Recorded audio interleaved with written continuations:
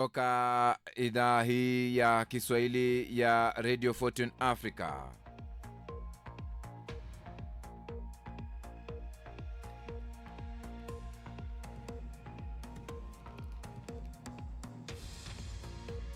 Tumekuandalia mengi, ikiwa ni pamoja na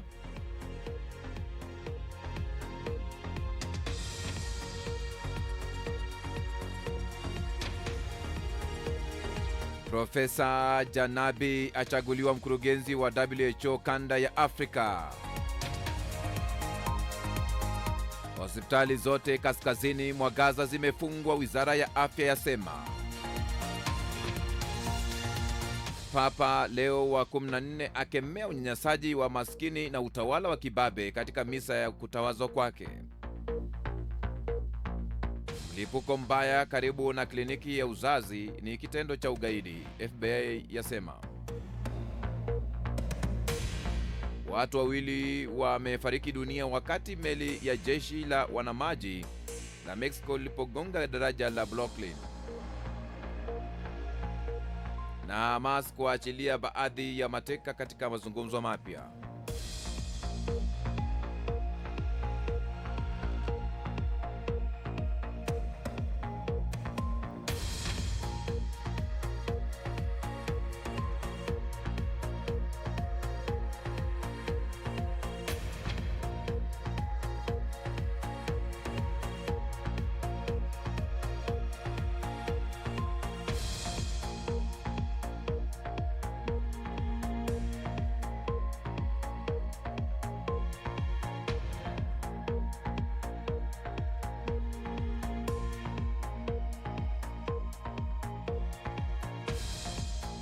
Naam, natumai ubiri wafe pote pale ulipo duniani kwa moyo mkunjufu na mikono miwili.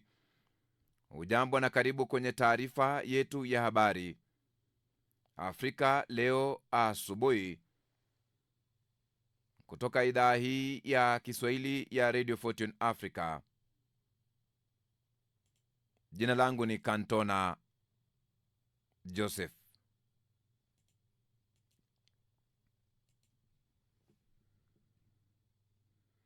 Mshauri wa rais wa masuala ya tiba nchini Tanzania na mkurugenzi wa hospitali ya taifa ya Muhimbili Profesa Mohamed Janabi amechaguliwa kuwa mkurugenzi wa shirika la afya duniani WHO kanda ya Afrika katika uchaguzi uliofanyika jana Mei 18 mwaka huu jijini Geneva, Uswizi.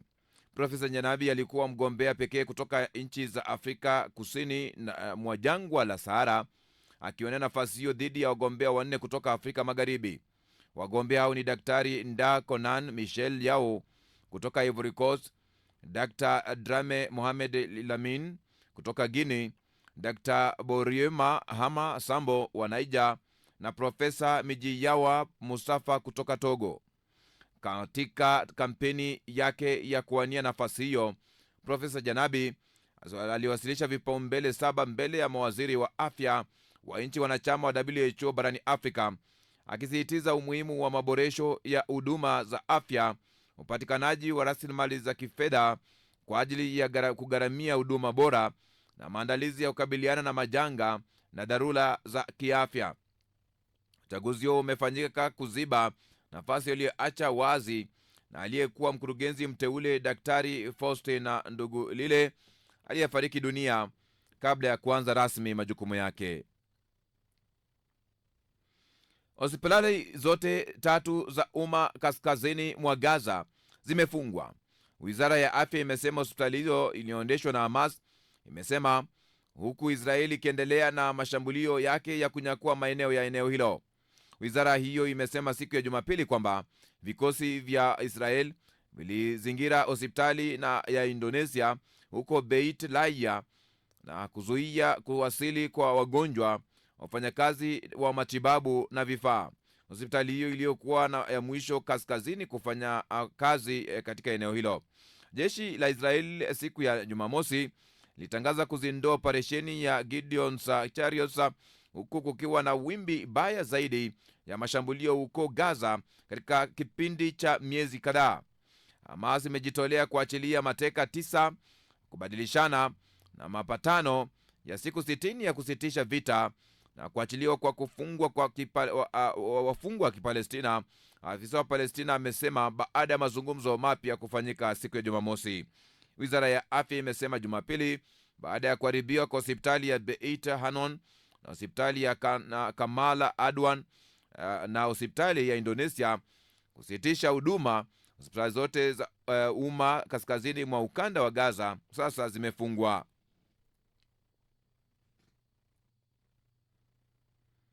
Papa Leo wa 14 ametawazwa na kuchukua nafasi ya majukumu yake ya upapa. Akitoa hotuba yake, Papa ameweka vipaumbele vyake vya upapa siku ya Jumapili, akikosoa unyanyasaji wa maskini na utawala wa kibabe wakati wa mahubiri kwa umati wa maelfu akiwemo watu mashuhuri duniani. Akizungumza katika uwanja wa St Peter's Square, Papa alitumia misa yake kuangazia vipaumbele vya mtangulizi wake Francis. Amekosea chuki, vurugu, hofu na utofauti na mtazamo wa kiuchumi ambao unatumia rasilimali za dunia na kuwatenga maskini zaidi. Makamu wa rais wa Marekani JD Vance, waziri wa mambo ya nje wa Marekani Marco Rubio na rais wa Ukraine Volodymyr Zelensky walikuwa miongoni mwa waliohudhuria. Vatican imesema baadaye Papa atakutana na Zelensky kwa faragha ili kujadili vita nchini Ukraine. Papa amesema alitaka kuona kanisa lenye umoja zaidi na kwamba watu hawapaswi kujifungia katika vikundi vidogo na au kujionea kuona bora zaidi ulimwenguni. Katika mahubiri yake, Papa wa 267 wa kanisa Katoliki amesema atafuta kutawala bila kuingia katika majaribu ya kuwa mbabe. Maelfu ya mahujaji walijaa uwanjani kusimama kwa heshima, huku Papa akipokea ishara za ofisi, kuwabariki watu na kutoa mwito mkali kwa umoja. Papa alipewa pete ya mvuvi wa kardinali. Pete hii maalum ni ishara ya jukumu lake na ni utamaduni wa tangu enzi za Mtakatifu Petro ambaye alikuwa mvuvi. Wakili Martha Karua kutokea Kenya na wenzake walizuiwa kuingia Tanzania. Kupitia mitandao ya kijamii, wakili na kiongozi wa chama cha People's Liberation Party nchini Kenya, Martha Karua, mapema hiyo jana alichapisha kipande cha video akielezea kuwa yeye pamoja na wanaharakati wawili wa haki za binadamu, Gloria Kimani na Lynn Ngugi, alizuiliwa katika uwanja wa ndege wa kimataifa wa Julius Nyerere jiji la Dar es Salaam baada ya kuwasili wakitokea Kenya. Wanaharakati hao walikuwa wamealikwa nchini Tanzania na jumuiya ya wanasheria wa Afrika Mashariki ambao walitarajiwa kuhudhuria kesi inayosikilizwa hii leo dhidi ya mwenyekiti wa chama cha demokrasia na maendeleo Chadema. Katibu mkuu wa Chadema John Mnyika kupitia ujumbe aliandika amelaani kitendo cha wanaharakati hao kuzuiwa, akidai kuwa ni juhudi za kuficha aibu ya kesi ya uongo inayomkabili kiongozi wao ambaye anatarajiwa kufikishwa mahakamani hii leo kwa ajili ya kusikilizwa kwa kesi ya uhaini, kufuatia mahakama kuruhusu kesi hiyo kusikilizwa kwa mfumo wa mahakama ya wazi. Aidha, taarifa iliyotolewa na muungano wa watetezi wa haki za binadamu Tanzania imesema kuwa tayari wameshatuma wakili wao kutoa msaada wa kisheria huku wakisisitiza kuwa waliokamatwa waachiliwe mara moja. Hadi sasa jeshi la polisi halijatoa taarifa yoyote rasmi kuelezea sababu za kuwazuia wanaharakati hao.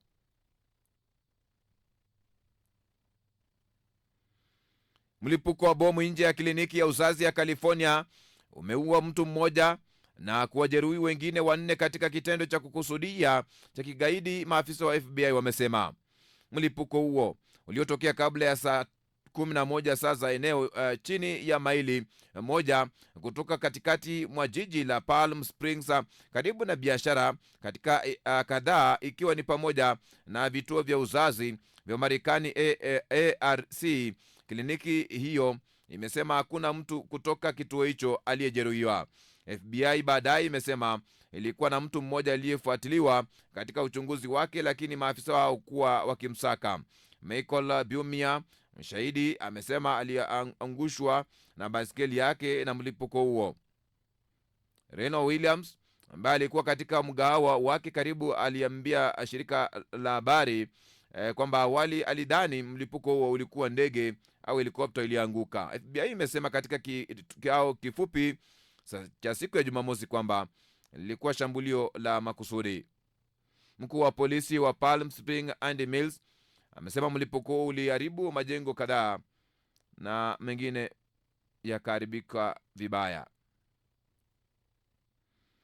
Watu wawili wamefariki dunia na wengine 19 kujeruhiwa baada ya meli ndefu ya mafunzo ya wanamaji ya Mexico kugonga daraja la Brooklyn, New York City. Polisi wamesema Countymok, ikiwa ni watu 277, ilipoteza nguvu za umeme siku ya Jumamosi wakati nahodha alipokuwa akiendesha meli hiyo na kuelekeza kwenye kingo za daraja upande wa Brooklyn. Kanda za video zimeonyesha mlingoti mirefu ya meli inakata daraja ilipokuwa ikipita chini ya muundo huo. Wafanyakazi walikuwa wamesimama kwenye nguzo huku wakiruka na kuanguka kwenye staha, mamlaka imesema. Mkazi wa Brooklyn Nick Conso aliyeshuhudia ajali hiyo amesema ilisababisha hofu. Kulikuwa na mayowe mengi, baadhi ya mabaharia wakining'inia kutoka kwenye mlingoti hiyo. Meya wa jiji la New York Eric Adams amedhibitisha kwenye mtandao wa X kwamba watu wawili wamekufa na wawili kati ya 19 wamejeruhiwa walikuwa katika hali mbaya. Daraja la Brooklyn halikupata uharibifu wowote na lilifunguliwa tena baada ya ukaguzi wa awali. Polisi wamesema wanaamini kuwa maswali ya kiufundi na kukatika kwa umeme ndiko kilisababisha mgongano huo. Hamas imependekeza kuachiwa mateka zaidi chini ya makubaliano ya kusitisha mapigano huko Gaza baada ya mazungumzo mapya kufanyika siku ya Jumamosi. Mazungumzo hayo yalianza saa chache baada ya jeshi la Israeli kuanzisha mashambulio mapya katika ukanda wa Gaza. Hamas imekubali kuachilia mateka 9 na kubadilishana na usitishaji wa mapigano ya siku 60 na Israeli waachilie wafungwa wa Kipalestina, afisa wa Palestina amesema. Afisa huyo amesema mpango huo mpya uliopendekezwa pia utaruhusu kuingia kwa malori 400 ya misaada kwa siku na kuwaondoa wagonjwa kutoka Gaza. Israeli kwa upande wake imethibitishwa kwamba mateka walio hai na taarifa za kina juu ya wale waliosalia. Duru mpya ya mazungumzo ya kusitisha mapigano imefanywa kupitia wapatanishi wa Qatar na Marekani mjini Doha na ilianza siku ya Jumamosi alasiri.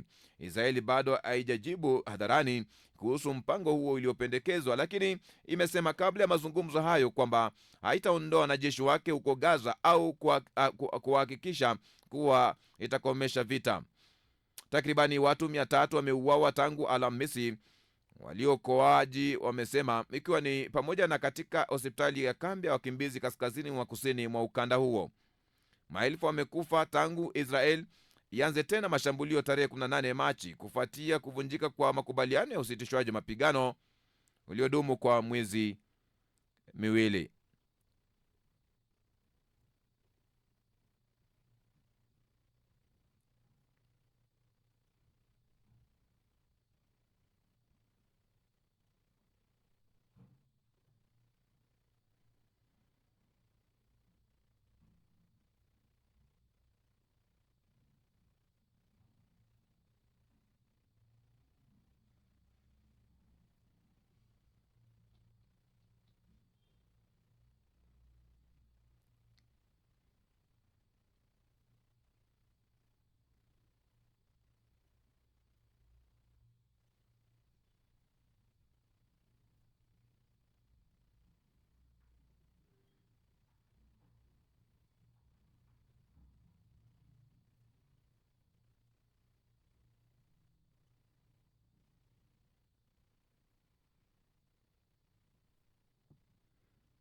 Papa Leo wa 14 amepokezwa rasmi mavazi na pete ya kitamaduni ya kipapa wakati wa hafla ya kusimikwa rasmi kuwa kiongozi wa kanisa Katoliki duniani kwenye misa ambayo ilifanyika Vatican hiyo jana.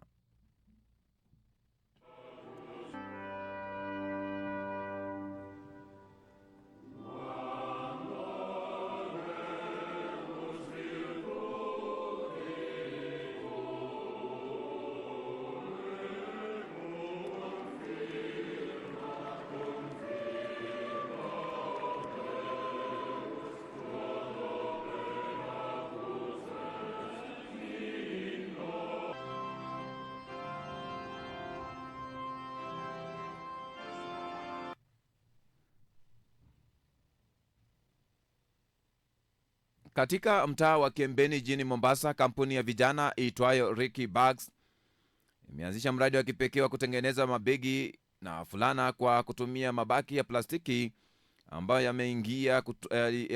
yangeishia kutupwa baharini. Mradi huo unaoanzishwa na Robert Mirima si tu unasaidia kupunguza uchafuzi wa mazingira ya bahari, bali pia umechangia kuzalisha ajira kwa vijana na kuongeza uelewa kuhusu matumizi mbadala ya taka ngumu. Kwa ubunifu huu, plastiki hatarishi zinageuzwa kuwa bidhaa bora za matumizi ya kila siku, huku zikiokoa maisha ya viumbe ya baharini na kulinda mazingira ya pwani ya taifa la Kenya loko mashariki mwa Afrika. Katika mtaa wa Kiembeni, kaunti ya Mombasa, kijana huyu ameona fursa adimu kutoa mchango wa kusaidia kuitunza bahari. Tunafanya lot of sleeve if you want a lot of them safe.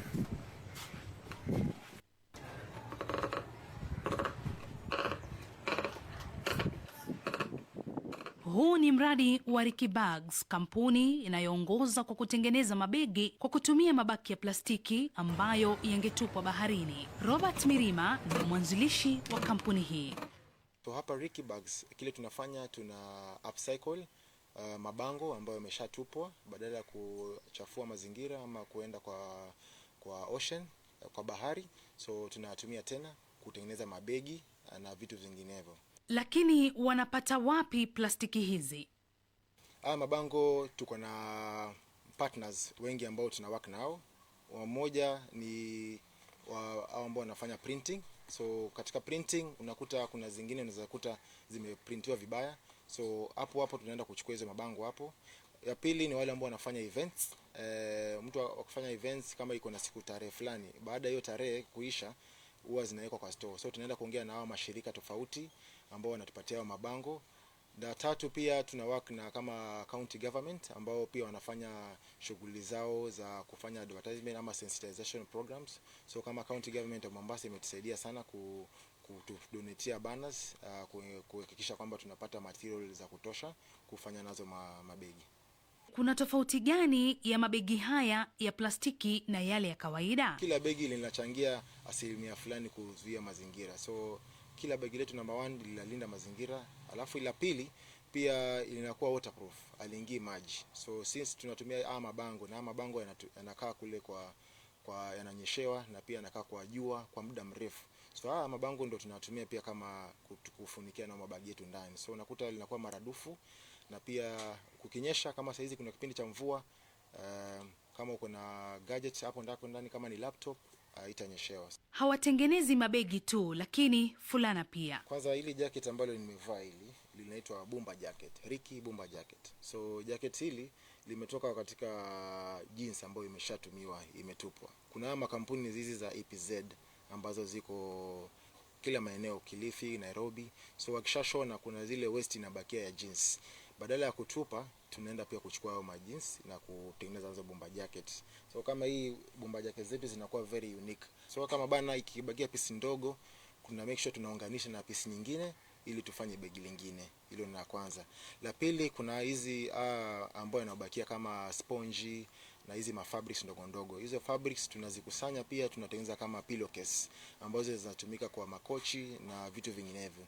So yani sisi kwetu sana tunaimba taka ni mali. Kutoka taka hadi bidhaa za mitindo, Ricky Bags sio tu kampuni, bali ni mradi unaotengeneza ajira na kuchangia usafi wa mazingira jijini Mombasa.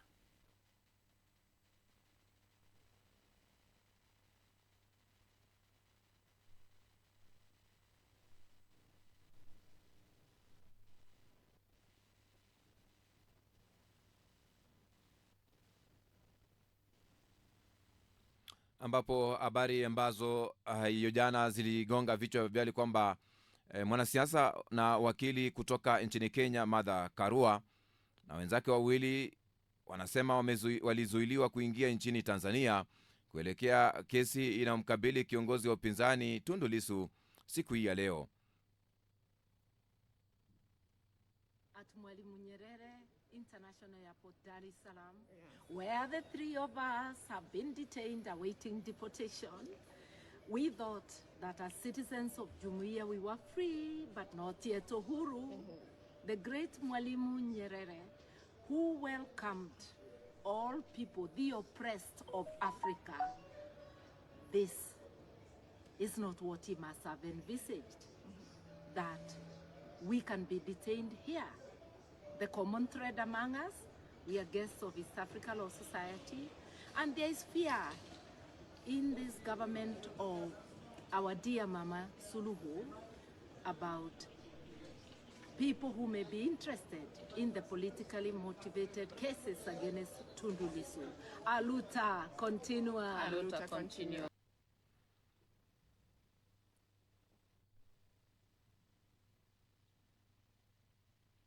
Watu wawili wamefariki dunia na wengine 19 kujeruhiwa baada ya meli ya mafunzo ya jeshi wanamaji ya Mexico kugonga daraja la Brooklyn jijini New York. Polisi wamesema kuwa meli hiyo kwa jina Quanticomoc iliyokuwa na watu 277 ndani ilipatwa na hitilafu ya umeme, jambo lililosababisha nahodha wa meli hiyo kuelekeza ikagonga nguzo la daraja la upande wa Brooklyn. Meya wa jiji la New York Eric Adams amedhibitisha kwenye mitandao wa X kwamba watu wawili walikufa na wengine 19 wakajeruhiwa.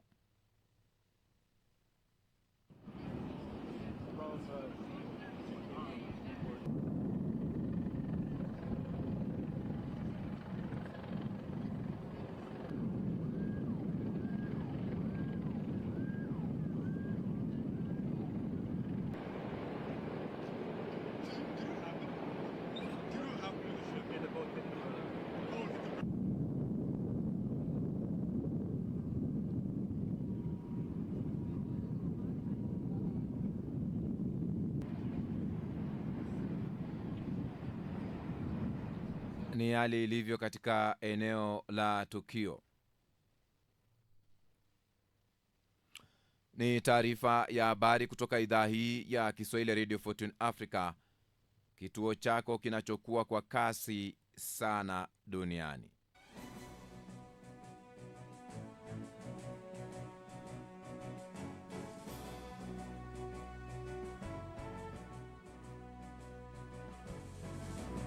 Tunakuomba mpenzi msikilizaji, simama na kituo hiki kufikia malengo yake ya uratibu kwenye hatua ya kununua transmitter yenye uwezo wa kurusha matangazo yake mbali na kwa njia nzuri yatakayotanua wigo letu na kuwafikia mamilioni ya watu kwa njia ya FM. Unaweza wasilisha mchango wako kupitia paybill number ni 625 account number ni 012450 85217800 au tin number ni 4561468 kupitia mitandao yote. Hii ni idhaa ya Kiswahili Radio Fortune Africa. Mambo yetu, safari yetu, maisha yetu na utamaduni wetu na imani yetu. Sikiliza idhaa hii kwa vipindi bora, matangazo yenye tija, ukweli, vile vile na burudani. Kituo chako kinachokuwa kasi sana duniani.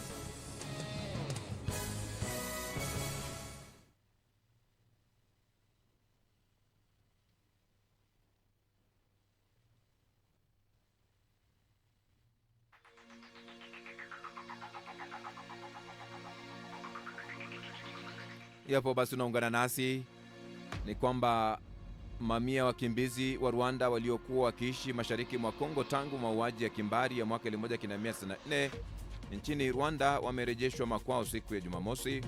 Wakimbizi wengi waliokuwa wanawake na watoto 360 kati ya waliovuka mpaka kwa mabasi yaliyotolewa na mamlaka ya Rwanda na kusindikizwa na kamishna mkuu wa Umoja wa Mataifa UNHCR. Lengo ni kuwarejesha nyumbani watu 2000, UNHCR imesema. Profesa Mohamed Janabi ndiye mkurugenzi mpya wa shirika la afya duniani WHO kanda ya Afrika.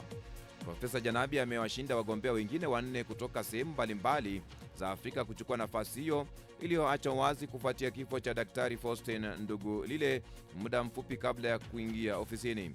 Wizara ya Afya Tanzania imetuma pongezi kwa Profesa Janabi na kumsifia kama mgombea aliyestahiki.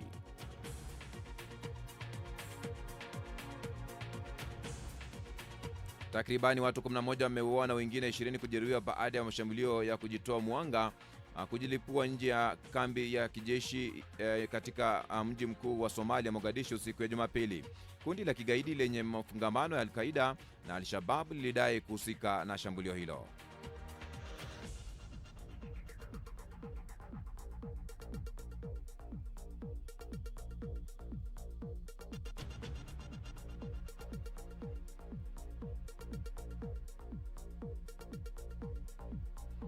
Kwenye siku ya leo, je, wajua?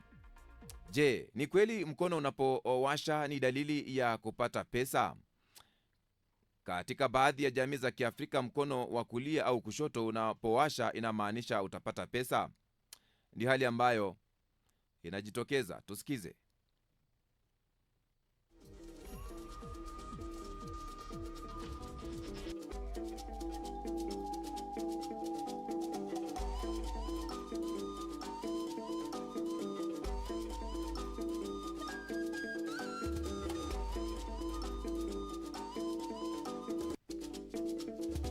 Ndio nasikia wanasema imani za Kiafrika.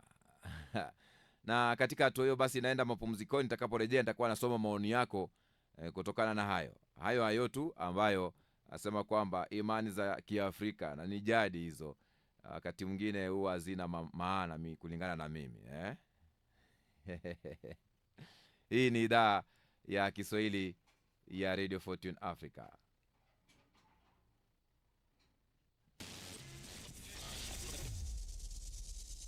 Unasikiliza idhaa ya Kiswahili ya Radio Fortune Africa, ukweli na burudani. Is the best mix of the 80s, 90s, and today. And the traffic guy